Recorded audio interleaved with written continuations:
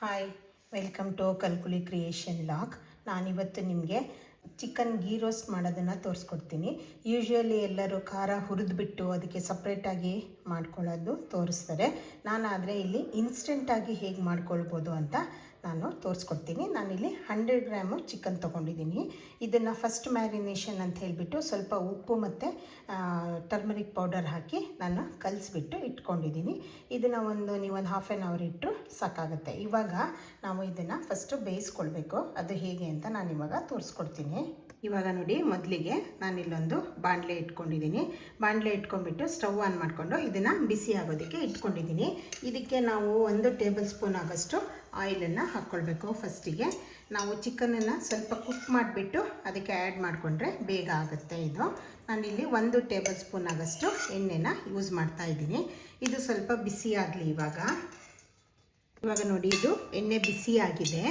ಇವಾಗ ನಾನೇನು ಮಾಡ್ತೀನಿ, ಇದಕ್ಕೆ ನಾನೇನು ಮ್ಯಾರಿನೇಷನ್ ಮಾಡಿ ಇಟ್ಕೊಂಡಿದ್ದಲ್ಲ ಆ ಚಿಕನನ್ನು ಹಾಕ್ಕೊಳ್ತಾ ಇದ್ದೀನಿ. ಇದು ಸಾಲ್ಟು ಮತ್ತು ಟರ್ಮರಿಕ್ಕು ಹಾಕಿ ನಾನು ಒಂದು ಹಾಫ್ ಆನ್ ಅವರ್ ಮ್ಯಾರಿನೇಟ್ ಮಾಡಿ ಇಟ್ಟಿದ್ದೆ. ಇವಾಗ ನಾವು ಇದನ್ನು ಸ್ವಲ್ಪ ಮಿಕ್ಸ್ ಮಾಡೋಣ. ಮಿಕ್ಸ್ ಮಾಡಿಬಿಟ್ಟು ಇದನ್ನು ನಾವು ಸ್ವಲ್ಪ ಹಾಗೇನೇ ಲಿಡ್ ಕವರ್ ಮಾಡಿಬಿಟ್ಟು ಕುಕ್ ಆಗೋದಕ್ಕೆ ಬಿಡಬೇಕು. ಇದು ಬರೀ ಆಯಿಲಲ್ಲೇ ಸ್ವಲ್ಪ ಹೊತ್ತು ಇದು ಕುಕ್ ಆಗಲಿ. ಇದು ನೀರೆಲ್ಲ ಬಿಟ್ಕೊಳ್ಳುತ್ತೆ, ಹಾಗಾಗಿ ನೀವು ನೀರೇನು ಹಾಕ್ಕೊಳ್ಳೋದು ಬೇಡ. ಈ ರೀತಿ ಮಿಕ್ಸ್ ಮಾಡಿದ್ದೀರಲ್ಲ, ಇವಾಗ ನಾವು ಲಿಡ್ ಕವರ್ ಮಾಡೋಣ. ಲಿಡ್ ಕವರ್ ಮಾಡಿಬಿಟ್ಟು ಇದು ಫ್ಲೇಮನ್ನು ನೀವು ಫುಲ್ಲು ಲೋ ಅಲ್ಲೇ ಇಟ್ಕೊಳ್ಳಿ. ಯಾಕಂದರೆ ನಾವು ಇದು ನೀರೇನು ಆ್ಯಡ್ ಮಾಡದೇ ಇರೋದ್ರಿಂದ ನೀವು ಮೀಡಿಯಮ್ ಅಥವಾ ಹೈ ಫ್ಲೇಮಲ್ಲಿ ಇಟ್ಟರೆ ಅದು ಬರ್ನ್ ಆಗೋ ಚಾನ್ಸಸ್ ಇರುತ್ತೆ. ಸೊ ಲೋ ಫ್ಲೇಮಲ್ಲಿ ಇದನ್ನು ಒಂದು 5 ನಿಮಿಷದಷ್ಟು ಕುಕ್ ಆಗೋದಕ್ಕೆ ಬಿಡೋಣ. ನೀವು ಮಧ್ಯದಲ್ಲಿ ಬೇಕಿದ್ದರೆ ಲಿಡ್ ಓಪನ್ ಮಾಡಿ ಒಂದು ಸಾರಿ ಕೈ ತಿರುಗಿಸ್ಬೋದು, ಯಾಕಂದರೆ ಏನಾದ್ರು ಸ್ಟಿಕ್ ಆಗೋ ಚಾನ್ಸಸ್ ಇರುತ್ತೆ ಅಂತ ಹೇಳಿಬಿಟ್ಟು. ಇವಾಗ ಇದು ಬೇಯ್ತಾ ಇರೋಷ್ಟೊತ್ತಿಗೆ ನಾವು ಪಕ್ಕದಲ್ಲಿ ಒಗ್ಗರಣೆನ ರೆಡಿ ಮಾಡ್ಕೊಳ್ಳೋಣ. ಇವಾಗ ನೋಡಿ, ಇನ್ನೊಂದು ಸೈಡು ನಾನು ಇನ್ನೊಂದು ದಪ್ಪ ತಳದ ಬಾಣಲೆಯನ್ನು ಇಟ್ಕೊಂಡು ಸ್ಟವ್ ಆನ್ ಮಾಡ್ಕೊಂಡಿದ್ದೀನಿ. ಸ್ಟವ್ ಆನ್ ಮಾಡ್ಕೊಂಡ್ಬಿಟ್ಟು ಇದಕ್ಕೆ ನಾನು 1 ಟೀ ಸ್ಪೂನ್ ಆಗೋಷ್ಟು ರಿಫೈನ್ಡ್ ಆಯಿಲನ್ನು ತೊಗೊಂಡಿದ್ದೀನಿ. ಇದು ಫಸ್ಟು ನಾವು ರಿಫೈನ್ಡ್ ಆಯಿಲೇ ಹಾಕ್ಕೊಳ್ಬೇಕಾಗತ್ತೆ.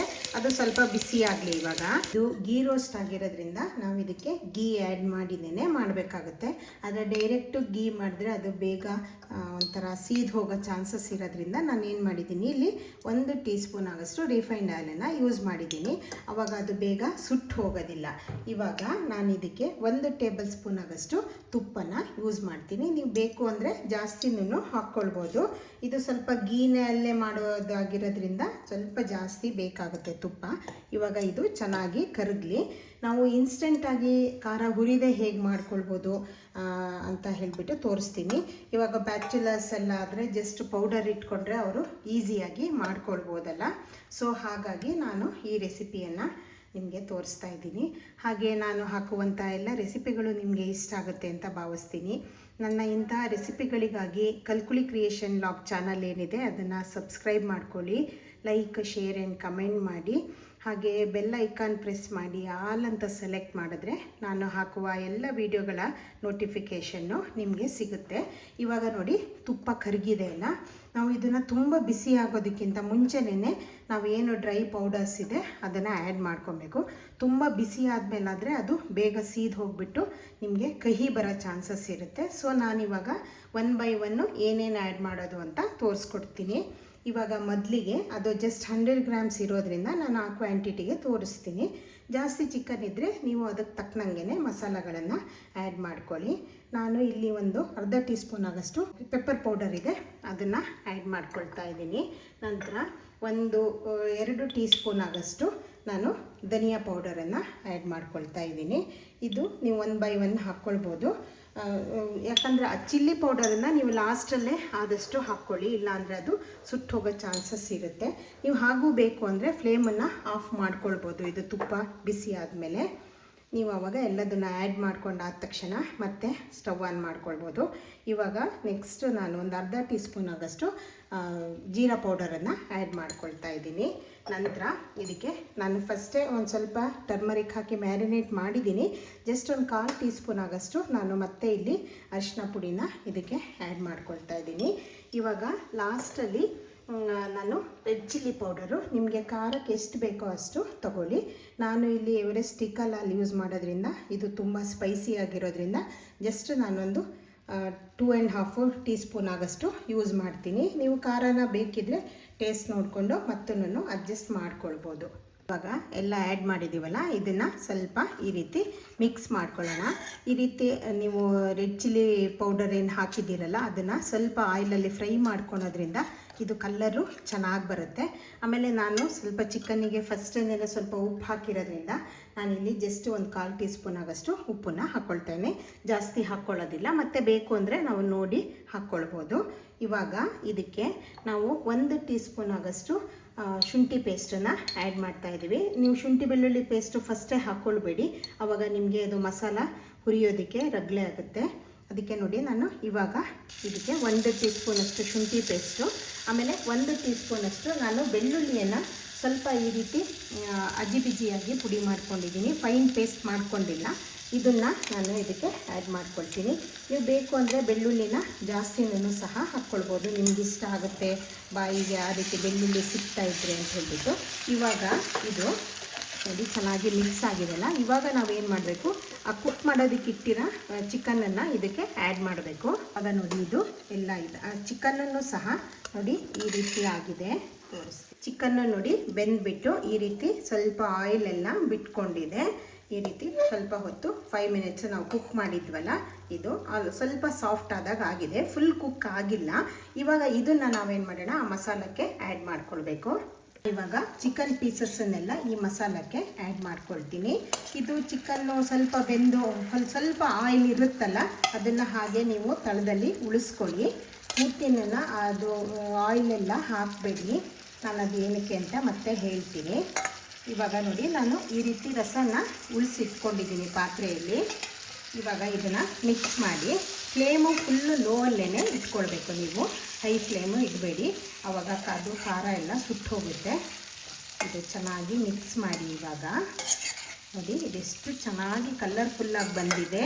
ತುಂಬ ಕ್ವಿಕ್ಕಾಗಿ ಮಾಡ್ಕೊಳ್ಬೋದು. ನಿಮಗೆ ಅದು ಮಸಾಲ ಎಲ್ಲ ಹುರಿಬೇಕು ಅನ್ನೋದು ನಿಮಗಷ್ಟು ಪ್ರಾಬ್ಲಮ್ ಆಗೋರಿಗೆ ಇದು ಈಸಿಯಾಗಿ ಇನ್ಸ್ಟೆಂಟಾಗಿ ನೀವು ಮಾಡ್ಕೊಳ್ಬೋದು. ಇವಾಗ ಇದಕ್ಕೆ ಲಿಡ್ ಕವರ್ ಮಾಡಿಬಿಟ್ಟು ನಾವು ಸ್ವಲ್ಪ ಹೊತ್ತು ಕುಕ್ ಆಗೋದಕ್ಕೆ ಬಿಡೋಣ.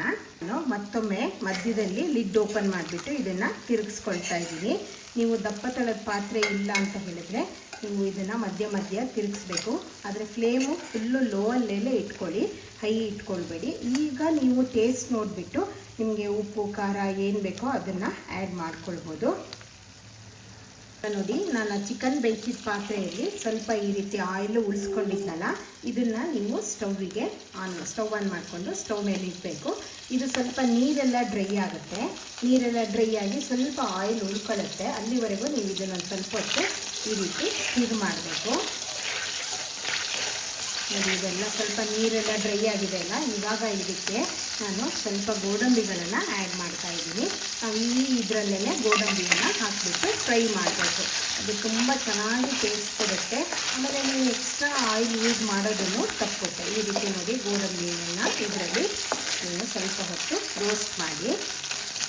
ನೋಡಿ ಇದೊಂದು ಸ್ವಲ್ಪ ಹೊತ್ತು ರೋಸ್ಟ್ ಆಗಿದೆ ಅಲ್ಲ. ಇವಾಗ ಇದನ್ನು ಸ್ಟವ್ ಆಫ್ ಮಾಡಿಬಿಡಿ. ಜಸ್ಟು ಈ ರೀತಿ ಸ್ವಲ್ಪ ಲೈಟಾಗಿ ಗೋಲ್ಡನ್ ಕಲರ್ ಆದರೆ ಸಾಕಾಗುತ್ತೆ. ಇವಾಗ ಇದನ್ನು ನಾವು ಸ್ಟವ್ವಿಂದ ತಕ್ಕೊಳ್ಳೋಣ. ಇವಾಗ ನಾನು ಗೋಡಂಬಿ ತಕ್ಕೊಂಡಿರೋದನ್ನು ಈ ಚಿಕನ್ನಿಗೆ ಆ್ಯಡ್ ಮಾಡ್ಕೊಳ್ತಾ ಇದ್ದೀನಿ.